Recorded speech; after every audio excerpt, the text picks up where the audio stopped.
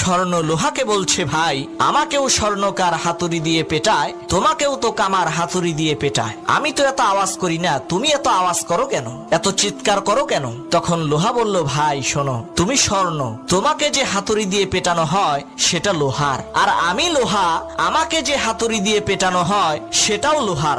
নিজের আপনজন যখন আঘাত দেয় তখন কষ্টটা অনেক বেশি হয়, এ কারণেই বুক ফেটে চিৎকার বের হয়।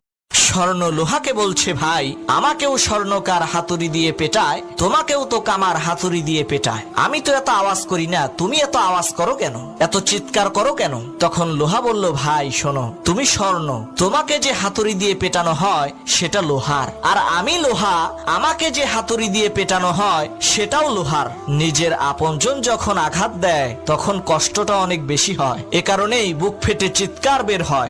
স্বর্ণ লোহাকে বলছে, ভাই আমাকেও স্বর্ণকার হাতুড়ি দিয়ে পেটায়, তোমাকেও তো কামার হাতুড়ি দিয়ে পেটায়। আমি তো এত আওয়াজ করি না, তুমি এত আওয়াজ করো কেন, এত চিৎকার করো কেন? তখন লোহা বলল, ভাই শোনো, তুমি স্বর্ণ, তোমাকে যে হাতুড়ি দিয়ে পেটানো হয় সেটা লোহার, আর আমি লোহা, আমাকে যে হাতুড়ি দিয়ে পেটানো হয় সেটাও লোহার।